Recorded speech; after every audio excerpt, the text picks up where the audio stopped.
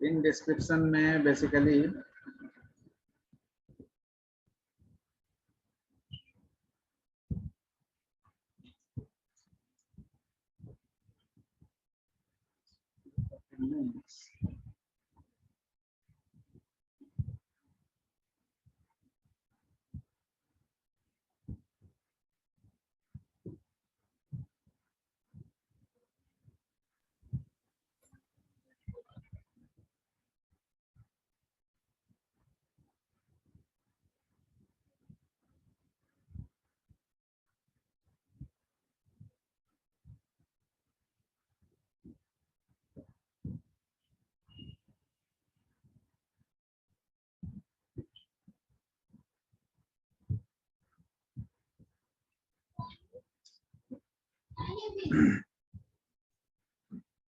ये तो पहले क्लियर है, मिनिमम मैक्सिमम में क्या डिफरेंस है।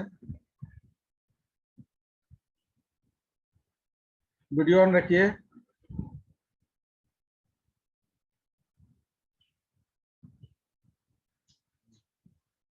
मिनिमम और मैक्सिमम में क्या डिफरेंस है, ये तो क्लियर है ना। सर इसको भी रिकैप कर दीजिए। तो मिनिमम और मैक्सिमम ऑपरेटिंग मोड में बेसिक डिफरेंस है कि मिनिमम ऑपरेटिंग मोड में केवल सीपीयू कंट्रोल सिग्नल जनरेट करता है, यानी कि all the control signals are generated by the CPU. In maximum operating mode some of the control signals are generated by external devices also. अब ये some of the control जो external devices के through आएगा, तो to carry that control we need additional bus controller, that is 8288 bus controller is used in case of 8086। इस काम को पूरा करने के लिए यूज किया गया। दूसरा, ये मैक्सिमम ऑपरेटिंग मोड में काम करने के लिए आपका एक और पिन रिस्पॉन्सिबल है, VCC, voltage DC voltage supplier, जो आपका पिन है। अगर आप डीसी वोल्टेज सप्लाई लो करते हैं, यानी कि उस पिन के थ्रू जो 5 वोल्ट डीसी सप्लाई कर रहे हैं उसको लो करते हैं, तो आपका ये मैक्सिमम ऑपरेटिंग मोड इनेबल हो जाता है। क्यों?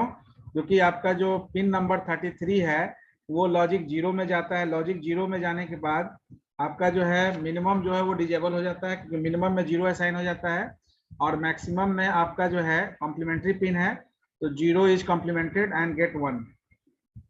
तो मैक्सिमम आपका मैक्स 1 से इनिशियलाइज हो जाता है, तो मैक्सिमम ऑपरेटिंग मोड ऑन हो जाता है। तो VCC pin is also responsible for generating or switching from minimum to maximum operating mode. Now, out of several pin, जो आपका पिन नंबर 24 से 31 तक का पिन है, 8 पिन, ये आपका मिनिमम और मैक्सिमम ऑपरेटिंग मोड के लिए रिस्पॉन्सिबल है, यानी कि ये मिनिमम मैक्सिमम ऑपरेटिंग मोड में डिफरेंटली वर्क करता है। 32 पिन बाकी का जो है वो आपका दोनों ही पर्टिकुलर मोड में आपका कॉमन पिन है जो यूटिलाइज होता है, कॉमन यूटिलाइजेशन है। अब ये 24 से 31 तक के पिन में देखिए 2 सेक्शन में बटा हुआ है, एक मिनिमम और एक मैक्सिमम। तो हम लोग डिस्कस किए थे होल्ड और HLDA पिन नंबर 30, 31, ये DA में ऑपरेशन के लिए आपका जो है रिस्पॉन्सिबल होता है। बेसिकली हम लोग डिस्कस करेंगे डेटा ट्रांसफर स्कीम। तो डेटा ट्रांसफर स्कीम में हम लोग 2 तरह से डेटा को ट्रांसफर करते हैं, एक प्रोग्राम्ड डेटा ट्रांसफर स्कीम और दूसरा DMA डेटा ट्रांसफर स्कीम। तो प्रोग्राम डेटा ट्रांसफर स्कीम जो है वो 3 तरह से होता है, सिंक्रोनस, एसिंक्रोनस और तीसरा जो होता है इंटरप्ट ड्रिवन। तो ये 3 तरह का है ये प्रोग्राम्ड। अब ये प्रोग्राम्ड डेटा ट्रांसफर में क्या है, there is a direct CPU intervention, यानी वहां पर CPU का डायरेक्ट इंटरफेरेंस होता है during data transfer operation. But जो DMA operation, DMA mode of data transfer होता है, डायरेक्ट मेमोरी एक्सेस, इसमें CPU का इंटरवेंशन यानी CPU इंटरफेरेंस नहीं होता है। CPU से रिक्वेस्ट करके DMA कंट्रोलर, इसको भी हम लोग डिस्कस किए थे, वो आपका सिस्टम बसेस थोड़ी देर के लिए रिलीज कर लेता है। अब ये जो 2 पिन है होल्ड और HLDA, तो होल्ड आपका जो पिन है ये रिक्वेस्ट भेजने के लिए है, HLDA पिन रिक्वेस्ट जो आपका CPU ने होल्ड किया उसको एक्नॉलेज करने के लिए। तो अब ये मिनिमम ऑपरेटिंग मोड में होल्ड और HLDA का काम करता है, मैक्सिमम ऑपरेटिंग मोड में रिक्वेस्ट और ग्रांट पिन का इसका यूज जो है by name request and RQ और जीटी के नाम से जाना जाता है। तो मिनिमम ऑपरेटिंग मोड में आपका जो रिक्वेस्ट डीएमए कंट्रोलर किससे करता है, सीपीयू से 8086 से, कि बस कंट्रोलर को थोड़ी देर के लिए direct memory access session login करने के लिए रिलीज किया जाए। तो जैसे ही वो रिलीज करेगा तो क्या होगा, रिलीज करते ही आपका जो है system buses under control of DMA आ जाएगा, डीएमए कंट्रोलर। और जो हम लोग डायग्रामेटिक देखे भी, buses are diverted to the particular DMAC DMA controller, and after that whatever movement occur, that is in absence of CPU, so there is no role play by CPU during that DMA operation। तो DMA operation initiate होगा और वहां पर किसी तरह का DMA operation में किसी तरह का CPU इंटरफेरेंस नहीं होगा। तो that is the DMA data transfer scheme। So we just discussed the data transfer scheme after this particular session। तो डेटा ट्रांसफर स्कीम के बाद और ज्यादा क्लियर हो जाएगा आपको ये होल्ड और HLD और रिक्वेस्ट और ग्रांट पिन क्यों यूज किया जाता है। नेक्स्ट जो आपका है WR कॉम्प्लीमेंट। WR कॉम्प्लीमेंट का मतलब है राइटिंग। अब यहाँ एक और क्वेश्चन है कि कुछ पिन जो है उसमें कॉम्प्लीमेंट और नॉन कॉम्प्लीमेंट दोनों मोड दिया हुआ है। तो बता सकते हैं क्यों दिया हुआ है कॉम्प्लीमेंट और नॉन कॉम्प्लीमेंट मोड, हम बताए थे लास्ट क्लास में। जैसे नेक्स्ट जो पिन है M और IO कॉम्प्लीमेंट, ये M में नॉन कॉम्प्लीमेंट है, IO जो है कॉम्प्लीमेंट्री मोड में है, ऐसा क्यों दिया हुआ है?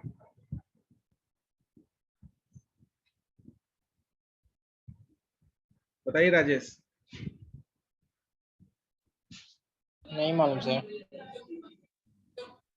Anyone? समीर आलम, अभय कुमार, सईमा।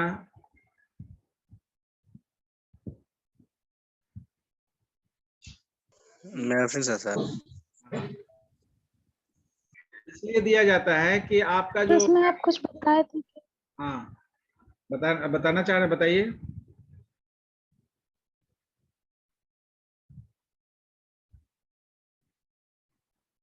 ठीक है, यहाँ बेसिकली देखिए क्या है कि आपका जो बाइनरी इंस्ट्रक्शंस है वो दो ही तरह के वैल्यू को होल्ड करता है, एक 0 नहीं तो 1। तो M कॉम्प्लीमेंट्री और नॉन कॉम्प्लीमेंट्री लेने का यहाँ पर्पस ये है, अगर उस पिन से आप लॉजिक 0 इनपुट ले रहे हैं तो लॉजिक 0 किसी एक नेमिंग कन्वेंशन के लिए यूज होगा इनेबल और किसी एक के लिए डिजेबल। तो अगर आपका लॉजिक 1 है, 28 का आपका लॉजिक 1 है,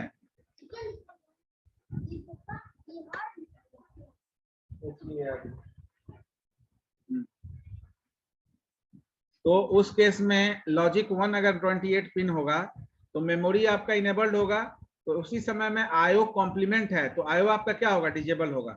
यानी एक समय में मेमोरी और इनपुट आउटपुट दोनों पर CPU वर्क नहीं कर सकता है, या तो उसको मेमोरी पर वर्क करना होगा या तो उसको IO इनपुट आउटपुट डिवाइसेस पर वर्क करना होगा। तो जब वो मेमोरी पर वर्क करेगा तो IO डिजेबल रहेगा। तो IO कब डिजेबल रहेगा और मेमोरी कब आपका इनेबल रहेगा? मेमोरी चूंकि नॉन कॉम्प्लीमेंट्री पिन है तो जब लॉजिक 1 पर होगा तो मेमोरी आपका इनेबल होगा, और जैसे ही वो लॉजिक 0 होगा तो IO आपका इनेबल हो जाएगा। Is it clear? Yes sir. इसीलिए देखिए DT और R कॉम्प्लीमेंट है, तो DT और R कॉम्प्लीमेंट का मतलब है डेटा ट्रांसमिट करने के लिए। डेटा ट्रांसमिट आपका जो है, डेटा जब आपका CPU भेजेगा तो डेटा ट्रांसमिट करेगा, और डेटा जब रिसीव करेगा तो आप देखिए रिसीव आपका कॉम्प्लीमेंट्री पिन है, तो जिस समय आपका डेटा ट्रांसमिट हो रहा होगा रिसीव आपका डिजेबल होगा। ये कॉम्प्लीमेंट्री और नॉन कॉम्प्लीमेंट्री पिन लेने का यही पर्पस है कि एक समय में एक ही वैल्यू से दो पर्पस फुलफिल किया जा रहा है, ठीक है ना। अगर आप डेटा ट्रांसमिट कर रहे हैं तो उसी पिन से रिसीव भी कर रहे हैं, उसी पिन से रिसीव सेटिंग भी हो रहा है। तो अगर डेटा ट्रांसमिट यानी कि उस पर्टिकुलर 27 नंबर पिन का को अगर लॉजिक 0 पर रखा जाए, यानी कि प्रोसेसर 0 अगर लॉजिक पर रखेगा तो उस केस में क्या होगा, आपका रिसीविंग आपका ऑन हो जाएगा ना, यानी कि डेटा को इन करना, डेटा बस का इस्तेमाल करके प्रोसेसर डेटा लेना शुरू कर देगा, और जब डेटा लेना शुरू कर देगा तो प्रोसेसिंग करेगा, प्रोसेसिंग करने के बाद उस डेटा को वो सेंड करना चाहेगा, ट्रांसमिट। तो ट्रांसमिट करने के लिए फिर उसको लॉजिक 1 करना होगा। जब लॉजिक 1 करेगा तो ट्रांसमिशन स्टार्ट हो जाएगा। तो उसी तरह से है एम आईओ कॉम्प्लीमेंट, या तो मेमोरी पर ऑपरेशन करेगा सीपीयू या तो इनपुट आउटपुट। जब मेमोरी पर करेगा तो इनपुट आउटपुट डिजेबल होगा, जब इनपुट आउटपुट ऑपरेशन करेगा तो मेमोरी डिजेबल होगा। मेमोरी को डिजेबल करने के लिए लॉजिक 0 का होना चाहिए। जब लॉजिक 0 होगा तो आईओ कॉम्प्लीमेंट 1 हो जाएगा, और जब मेमोरी ऑन होगा यानी कि लॉजिक 1 होगा तो आईओ कॉम्प्लीमेंट 0 हो जाएगा। Are you getting the point? Yes sir. इसलिए कॉम्प्लीमेंट्री और नॉन कॉम्प्लीमेंट्री का बैंडिंग किया गया है, ये एक ही पिन को हम डुअल पर्पस से यूटिलाइज कर सके। रेस्ट जो आपका पिन है DEN data enable, data bus को इनेबल करने के लिए, तो वो भी ALE से रिलेटेड है। देखिए ALE में जब आपका जितना भी एरो है उससे एक बार लॉजिक, जब आपका लॉजिक 1 होगा तो देखिए लॉजिक 1 होगा तो क्या है, इंटरप्ट एक्नॉलेज 0 होगा। ALE आपका ऑन होगा तो एड्रेस बस का काम करेगा, आपका जितना भी एड्रेस डेटा बस लैच है। जब ये ALE 1 होगा तो DEN क्या होगा, 0 होगा ना, क्योंकि 1 का कॉम्प्लीमेंट 0 होता है। तो ये 0 होने का मतलब है कि एड्रेस बसेस का काम हो रहा है, डेटा बस अभी डिजेबल है। जैसे ही ALE 0 होगा तो DEN क्या हो जाएगा, 1 हो जाएगा। इसका मतलब है कि एड्रेस बस डिजेबल हो गया, डेटा बस अब इनेबल हो गया। वैसे ही है, जैसे ही यहाँ 0 होगा, DEN 0 होगा तो DT क्या होगा, डिजेबल हो जाएगा ना, डेटा ट्रांसमिट। तो डेटा आपका प्रोसेसर क्या होगा, रिसीव करना शुरू कर देगा डेटा, यानी कि रिसीविंग ऑन हो जाएगा। जब DEN आपका 0 लॉजिक 0 पर होगा तो M/IO कॉम्प्लीमेंट क्या होगा, ये भी लॉजिक 0 पर होगा। जब लॉजिक 0 पर होगा तो M क्या होगा, M 0 हो जाएगा, यानी मेमोरी ऑपरेशन स्टॉप हो जाएगा, IO ऑपरेशन एक्टिवेट हो जाएगा। समझ में आ रहा है? Yes sir. हाँ, 29 भी आपका 0 होगा तो ये क्या होगा, WR राइटिंग ऑपरेशन आपका ऑन हो जाएगा। अब राइटिंग आपका ऑन किसके लिए होगा, अगर मेमोरी डिजेबल है तो आईओ पर आप राइट करना ऑपरेशन शुरू कर देंगे, और रीड यानी रीड राइट ऑपरेशन किसके लिए होगा, आईओ के लिए होगा। ठीक है ना? तो ये all are inter related pin. अब यहाँ पर देखिए, अब मैक्सिमम ऑपरेटिंग मोड में जब RQGT है तो ये होल्ड और HLDA जो DMA operation, minimum operating mode में होल्ड रिक्वेस्ट के लिए होल्ड पिन है और होल्ड एक्नॉलेजमेंट के लिए HLDA पिन है। तो यहाँ RQGT भी आपका वही काम के लिए है मैक्सिमम ऑपरेटिंग मोड में, रिक्वेस्ट एंड ग्रांट पिन। तो यहाँ पर दोनों नेमिंग कन्वेंशन सेम लिया गया है, रिक्वेस्ट होल्ड कराने के लिए भी और एक्नॉलेज कराने के लिए भी। केवल इसमें GT0 और GT1 चेंज कर दिया गया ग्रांट। ठीक है ना? बाकी इसमें जो है 6 बाइट इंस्ट्रक्शन क्यू के लिए QS0 और QS1 लिया गया है। That is 6 byte instruction queue है ना, आर्किटेक्चर 8086 में जब BIU सेक्शन में जाइएगा तो वहाँ 6 बाइट इंस्ट्रक्शन क्यू है, जहां पर एक के बाद एक इंस्ट्रक्शंस को आप भेजते हैं, और वहां से फिर वो कहाँ जाता है, कंट्रोल यूनिट में जाता है। कंट्रोल यूनिट में फिर डिसीजन लिया जाता है, डिसीजन लेने के बाद फिर वो एक्यूमुलेटर रजिस्टर और एनी टाइप्स ऑफ रजिस्टर में जाता है, फिर टेम्पोररी रजिस्टर से ALU ऑपरेशन परफॉर्म करता है। तो वही रिस्पॉन्सिबिलिटी यहाँ पर भी S2 S1 S0 है, जो आपका स्टेटस का रिस्पॉन्सिबिलिटी पूरा करता है मल्टी प्रोसेसिंग एनवायरनमेंट में, that you can say that maximum operating mode में। और कोई ऐसा पिन है जिसमें डाउट है?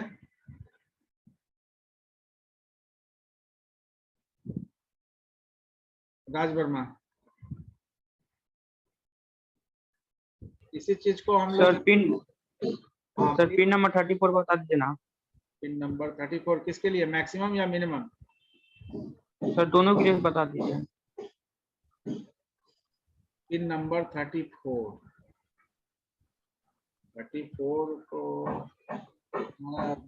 मैक्सिमम नहीं, कॉमन पिन है 34। पिन नंबर 34 यही है ना? Yes sir. हाई इनेबल,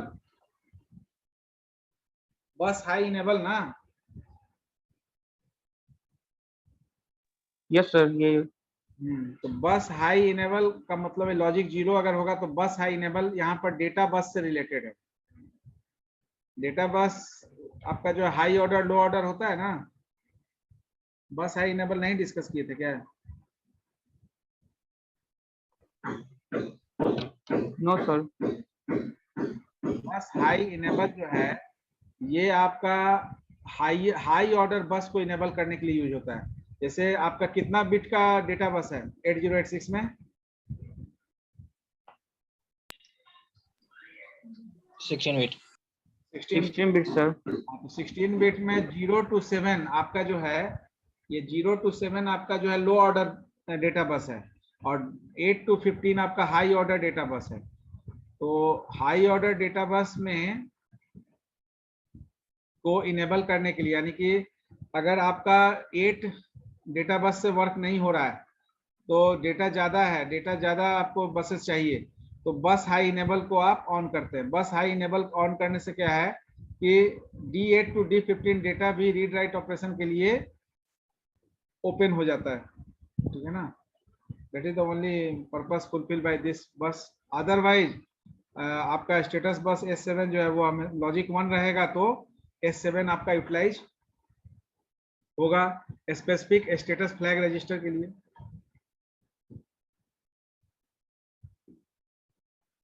ठीक है, सिंपली इसको यहाँ समझना है, हाई ऑर्डर बस को इनेबल करने के लिए, यानी out of 16 bit buses 8 bit is utilized in the initial mode, or whenever there is a need to switch or need some more buses to move the data from one location to another location, then through bus high enable pin your high order bus is also get enabled to perform read write operation। तो read write operation perform करने के लिए D8 to D15 भी आपका on हो जाएगा। ये ठीक उसी तरह से है जैसे आप AX रजिस्टर यूज करिए तो पूरा 16 बिट पर ऑपरेशन कर रहे हैं, लेकिन आप AL यूज कर रहे हैं, लेकिन AL में आपका डेटा एक्सीड किया, जब डेटा एक्सीड करेगा तो आप क्या करेंगे, AL के साथ साथ AH भी इंट्रोड्यूस कर देंगे। तो वही केस है यहाँ कि बस हाई इनेबल, अगर बस लो ऑर्डर बसेस से काम नहीं हो रहा है, आपको ज्यादा बसेस चाहिए, तो बस हाई इनेबल के थ्रू आप हाई ऑर्डर बसेस का भी इस्तेमाल कर सकते हैं। या दूसरा तरीका है कि आप पूरा कंप्लीट डेटा बस का यूज करिए, हाई ऑर्डर लो ऑर्डर नहीं, पूरा 16 बिट यूज करिए। अगर 8 बिट का यूज करेंगे तब ये टाइम टू टाइम 8 बिट जो आपका वो बस हाई इनेबल के थ्रू एक्सेस करना होगा, यानी कि उसको इनेबल करना होगा हाई ऑर्डर बस को। Clear? Yes sir. Any other part? Sir addressing mode का सर वीडियो अवेलेबल है सर यूट्यूब पर? सर मेरा क्लास छूट गया था।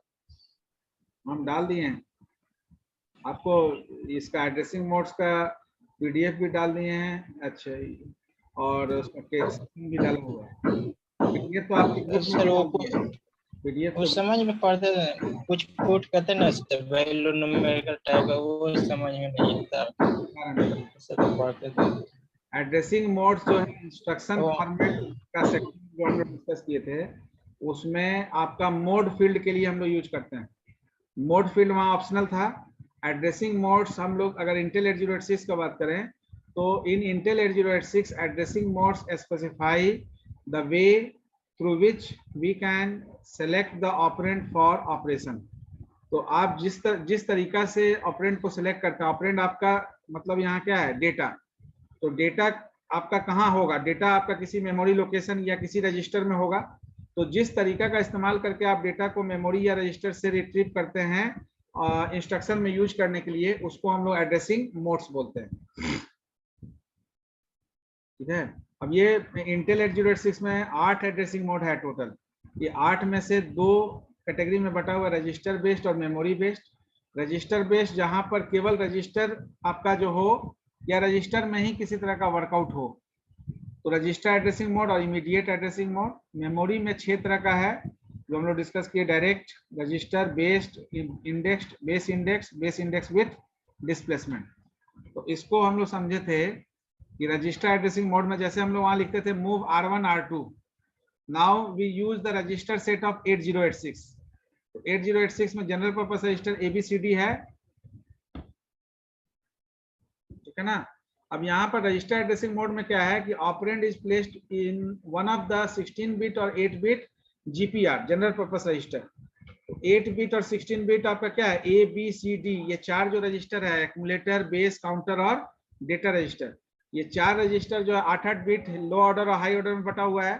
तो अगर आप 8 बिट यूज करना चाहते हैं तो 8 बिट का रजिस्टर यूज करेंगे, अगर 16 बिट यूज करना चाहते हैं तो 16 बिट यूज करेंगे। जैसे मूव CX DX लिखते हैं तो दोनों CX और DX क्या है, ये रजिस्टर सेट ऑफ इंटेल 8086 है, और दोनों चूंकि 16 बिट का है,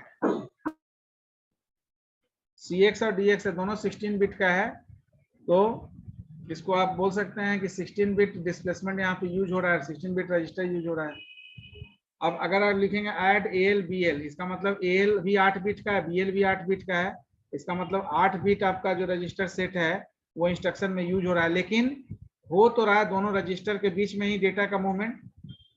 मूव CX DX कर रहे हैं तो DX जो डेटा है वो CX में एलोकेट हो रहा है, AX BX कर रहे हैं तो BX का डेटा AX में एलोकेट हो रहा है। That means data allocation is occur on the by using the register set of Intel 8086। तो अब यहाँ जो भी एग्जांपल है, in the above example, two address instruction only general purpose register of 8086 is used to handle the data, therefore mode of addressing is register based। क्योंकि ये दोनों register है और केवल रजिस्टर को ही डेटा को मूवमेंट कराने के लिए यूज किया जा रहा है, इसलिए इसको इस एड्रेसिंग मोड को हम क्या बोलेंगे, register addressing mode. Memory based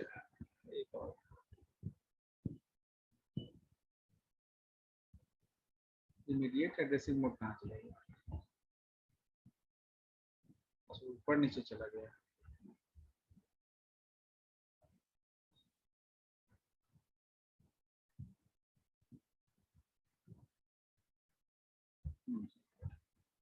तो इमीडिएट एड्रेसिंग मोड क्या है, एक्चुअली जब आप प्रोग्राम भी लिखते हैं और जब डेटा आप डायरेक्ट सप्लाई कर देते हैं, यानी कि डेटा के लिए ही ना आप रजिस्टर या मेमोरी वेरिएबल ले रहे हैं ताकि उसमें डेटा को रखें, लेकिन अगर डेटा को डायरेक्ट यूज कर लें तो what is that, that is the memory immediate addressing mode.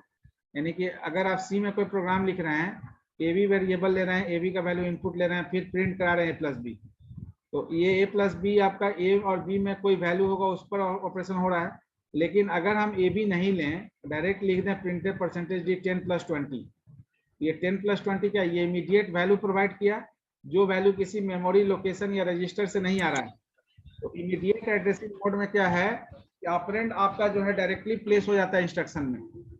Operand means data, once the data is directly, तो आपका जो है अगर आप 10+20 कर रहे हैं तो डायरेक्टली 30 आ रहा है। अब ये 10 और 20 किसी वेरिएबल में या किसी रजिस्टर में स्टोर करने के बाद उस रजिस्टर या वेरिएबल का इस्तेमाल करके यूज नहीं हो रहा है। इमीडिएट एड्रेसिंग मोड में we supply data directly to the register, because यहाँ भी रजिस्टर का रोल प्ले हो रहा है। तो अगर लिख रहे हैं मूव AL35H, तो ये 8 बिट है, 8 बिट में मैक्सिमम आपका 256 यानी 2 का पावर 8 होगा, तो 256 तक का डेटा आप 8 बिट में ले सकते हैं। 256 से ऊपर यानी कि 16 बिट में आप फिर डेटा स्विच कर जाएगा। तो देखिए 300H, 35H, ये all are what, all are the data which is directly allocated in 8 bit or 16 bit accumulator register. Are you getting the point? Yes sir. Yes sir. इसके बाद जो 6 हम लोग डिस्कस किए थे memory based addressing mode. Memory based addressing mode में हम क्या करते हैं कि आपका मोड ये स्पेसिफाई करता है location of an operand which is placed in a memory. तो मेमोरी में जो ऑपरेंड प्लेस्ड है उसके लोकेशन को ये बताता है, और इसमें जो मेमोरी एड्रेस है ऑपरेंड का वो 2 कंपोनेंट को होल्ड करता है। वो 2 कंपोनेंट का एक तो स्टार्टिंग एड्रेस है, दूसरा आपका ऑफसेट या इफेक्टिव एड्रेस है। स्टार्टिंग एड्रेस के लिए हम लोग एरे का एग्जांपल लिए थे। एरे के एग्जांपल में जो बेस एड्रेस होता है वो स्टार्टिंग एड्रेस होता है, और उस एड्रेस से हम कोई भी लोकेशन का एड्रेस निकालते हैं, that is the effective address. अब जैसे A4 का अगर एड्रेस निकालना है तो बेस एड्रेस 1000 एज्यूम कर रहे हैं, तो 1000 से 2-2 बाइट बढ़ते हुए 1008 तक हम पहुंचते हैं। लेकिन इसका इफेक्टिव एड्रेस कैसे निकालते हैं, यहाँ इफेक्टिव एड्रेस का फॉर्मूला है, लोअर बाउंड 0 हुआ, अपर बाउंड साइज में से एक कम 5, और वर्ड लेंथ इसका साइज हो गया 2 बाइट, क्योंकि ये इंटीजर डेटा को होल्ड करता है। इफेक्टिव एड्रेस कैसे निकालते थे, एड्रेस ऑफ लोकेशन A4 निकालने के लिए base address plus word length of the data into location. Location आपका इंडेक्स हो गया, बेस एड्रेस हो गया, और ये आपका डिस्प्लेसमेंट हो गया। तो वर्ड लेंथ हो गया 2 बाइट का होता है, 4 हो गया आपका इंडेक्स, 1000 हो गया स्टार्टिंग या base address. You will get a 1008 effective address for this particular location. Because you will need effective address to perform any operation over there. कोई भी ऑपरेशन का डिसीजन मेकिंग करना होगा तो वो एक इफेक्टिव एड्रेस आपको चाहिए होगा। क्लियर है? Yes sir. Yes sir. हम लोग ये 3 बेसिक एलिमेंट यूज किए थे एड्रेसिंग के लिए, इफेक्टिव एड्रेस किसी लोकेशन का निकालने के लिए। सेम थिंग है जब हम इफेक्टिव एड्रेस को अगर डिफाइन करना होगा तो कैसे डिफाइन करेंगे? When an operand is stored in memory location, how far the operands memory locating is within the memory segment from the starting address of the segment is known as effective address offset. ठीक है ना? तो यहाँ देखिए, यहाँ जो इस example में लिए हम लोग, इस एग्जांपल में 4 कितना दूर था उसी पर ये 1008 हुआ। 4 जो है इस A0 से 3 आगे है, A0 से 3 प्लेस आगे है। तो इसका A4 का एड्रेस निकालने के लिए क्या किए? 1000 + 2 × 4 किए, और ऐसे क्या होगा, हर बार 2 बाइट अगर बढ़ाएंगे तो यू विल गेट अ 1008। तो इसी को यहाँ डिफाइन किया गया कि how far the operands memory location is within a memory segment from the starting address, that is the base address of the segment, is known as effective address or offset.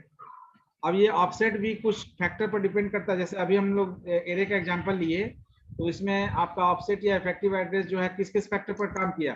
Your base address is there, your displacement 8-bit or 16-bit displacement is there, index is also there. ये 4 निकाल रहे हैं, यानी 4 is what? 4 is the index. Data yes, क्या आपका? Data आपका जो है वो आप जो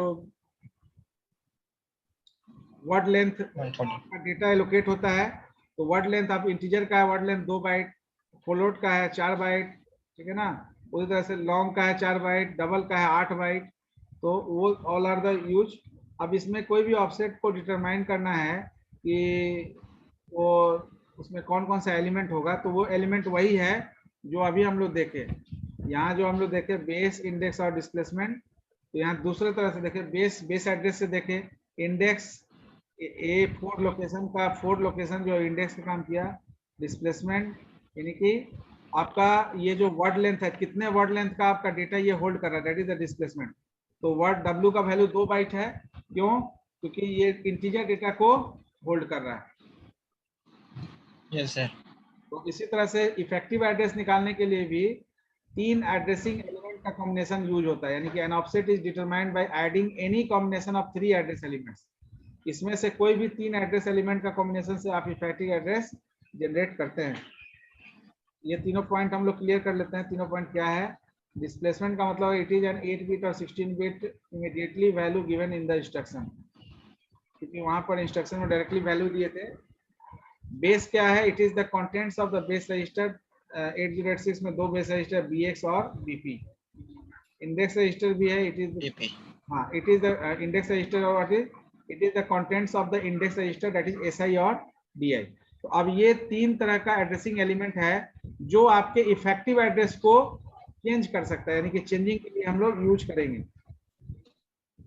पहला मेमोरी बेस्ड एड्रेसिंग में पहला है डायरेक्ट एड्रेसिंग। उसको समझने के लिए देखिए,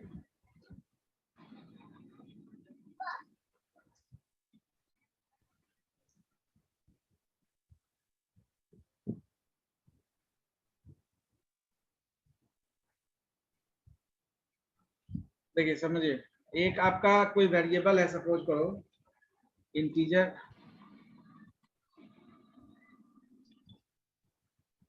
A = 1 कोई वेरिएबल है, और एक काउंटर वेरिएबल लेते हैं P, और P में आप एड्रेस ऑफ A साइन कर देते हैं। इससे क्या होगा कि A नाम का एक वेरिएबल है जो इसका एड्रेस है 1000। P आपका पॉइंटर वेरिएबल है जो डेटा वेरिएबल के एड्रेस को रखता है, तो p में हम लोग 1000 को रखते हैं, बहुत देर का है।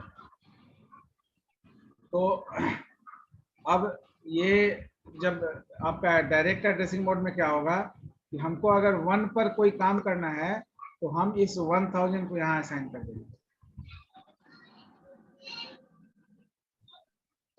समझ में आ रहा है? Yes sir. डायरेक्ट एड्रेसिंग में we use the address of the particular element directly where the data is available.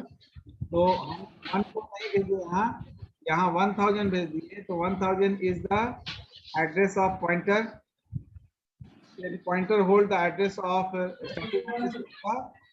Variable का आपका जो है स्टार्टिंग एड्रेस जो भी है वो आपका p में रखना ही है। और पहले वाले क्या हो रहा है, this instruction adds the content of the offset address 1000 to AL। 1000 में क्या 1 है, 1 को AL में ऐड करने के लिए, ऐड करने का मतलब कि AL is assigned by 1 given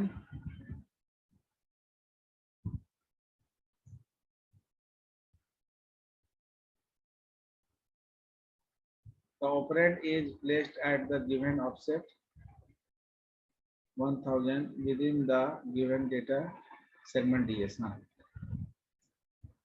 ये कंसेप्ट समझ में आ रहा है ना? Yes sir. डायरेक्ट एड्रेसिंग क्यों कहते हैं? डायरेक्ट एड्रेसिंग मोड इसलिए कहा जाता है क्योंकि यहाँ operand offset is given in the instruction itself in the form of 8 bit और 16 बिट डिस्प्लेसमेंट। नेक्स्ट था रजिस्टर इनडायरेक्ट। अब वहीं से समझिए, जैसे ब्रैकेट और दूसरा क्या है, effective address is represented within bracket sign, हमेशा ये ब्रैकेट साइन के थ्रू रिप्रेजेंट होता है। तो रजिस्टर इनडायरेक्ट का मतलब हुआ कि operands offset is placed in any one of the registers that is BX, BP, SI और DI। तो यहाँ पर अब जो हम लोग अभी यूज किए उसमें डायरेक्ट एड्रेस यूज किए, लेकिन अब हम डायरेक्ट एड्रेस नहीं यूज करके कोई इस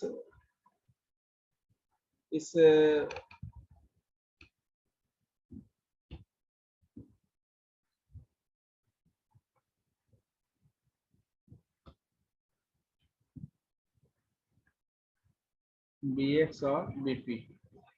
तो अब देखिए यहाँ पर देखिए पहला वाला एक क्वेश्चन है मूव AX BX, तो BX ही आपका इफेक्टिव एड्रेस के लिए रिस्पॉन्सिबल है। तो BX या BP में से कोई एक इस्तेमाल करिए या SI और DI में से कोई एक इस्तेमाल कर सकते हैं। तो जनरल सिंटेक्स क्या होगा इसका, OP code field any register of the 8086 और पैरेंथेसिस में यानी कि ब्रैकेट में BX और BP और SI और DI। तो इस चारों में से कोई भी आपका अगर यूज हो रहा है तो उसको हम लोग बोलेंगे रजिस्टर इनडायरेक्ट एड्रेसिंग मोड। तो the operands offset is placed in any one of the registers that is BX, BP, SI और DI। ये चार में से कोई भी रजिस्टर का अगर नेमिंग कन्वेंशन यूज होगा तो इसको हम लोग क्या बोलेंगे, रजिस्टर इनडायरेक्ट। तो आप देखिए यहाँ पर एड्रेस की जगह डायरेक्ट रजिस्टर नेम यूज कर लिया गया, AX BX, यानी BX is used to generate the particular effective address। तो हर में BX होगा, BP होगा या SI होगा, DI होगा। जैसे इंस्ट्रक्शन लिखा हुआ है move AX BP, move AX SI, move AX DI, यानी कि ये चारों यूज होता है, BX भी, BP भी, SI भी और DI भी। क्लियर है ना? तो यहाँ पर एड्रेस के जगह रजिस्टर का नाम यूज करेंगे जिस रजिस्टर के थ्रू हम डेटा भेज रहे हैं। ये हर स्थिति में आपका डेटा ही यूज हो रहा है, यानी यू आर यूजिंग डेटा, ठीक है ना?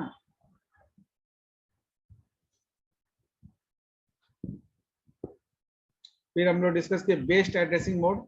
अब उसमें चारों में से कोई यूज हो सकता है रजिस्टर इनडायरेक्ट एड्रेसिंग मोड में। यहाँ पर बेस होगा तो बेस विद डिस्प्लेसमेंट होगा, अगर इंडेक्स होगा तो इंडेक्स विद डिस्प्लेसमेंट होगा, उसके बाद अगर बेस इंडेक्स होगा तो वो देखा जाएगा, और नहीं तो बेस इंडेक्स विथ डिस्प्लेसमेंट। तो विथ डिस्प्लेसमेंट का मतलब 8 बिट और 16 बिट उसमें ऐड हो गया। तो अब यहाँ पर क्या है कि अगर बेस एड्रेसिंग मोड है, जैसे अभी एरे के केस में हम लोग बेस एड्रेस यूज किए, बेस एड्रेस को जोड़कर हम किसी भी एलिमेंट के एड्रेस को